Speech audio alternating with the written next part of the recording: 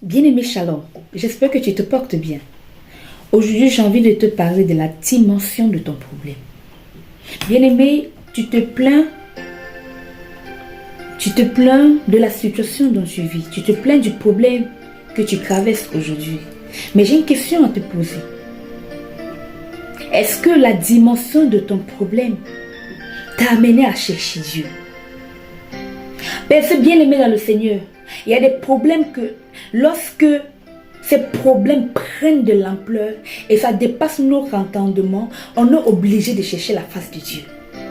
On est obligé de dire, je ne peux plus, j'ai tout donné, j'ai tout fait. J'ai vu des marabouts, je suis allé chez les hôpitaux, je suis allé voir les docteurs, je suis allé voir les praticiens, je suis allé voir des personnes que je pensais qu'elles pouvaient résoudre mon problème. Mais lorsque tu n'as pas la réponse à ton problème, bien-aimé, tu n'as qu'un seul objectif, de te tourner que vers Dieu. Bien-aimé, souvenez-vous de la femme qui avait perte de sang pendant 12 ans.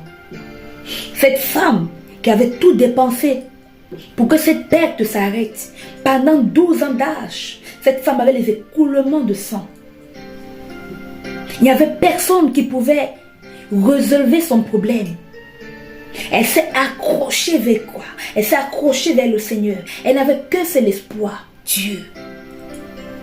Et lorsqu'elle a touché juste le pan du vêtement de Jésus, la guérison a été instantanément. Oui, la guérison a été instantanément faite. A été instantanément accomplie. Bien-aimé, aussi longtemps que la situation, le problème que tu vis n'a pas atteint une dimension, le summum de la souffrance, tu ne peux pas encore chercher Dieu.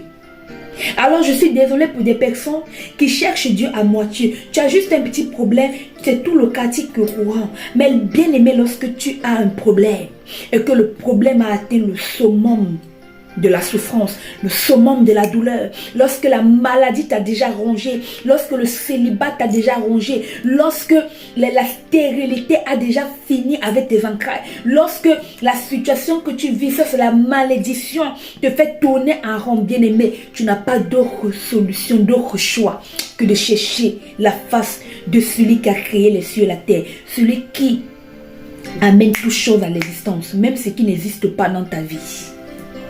Bien-aimé dans le Seigneur, sois comme Bartimée. Bartimée était fatigué de sa situation. Bartimée a crié à Dieu. Bartimée a crié, fils de David, aie pitié de moi. Et la guérison a été manifeste dans sa vie. Que cela soit ton partage.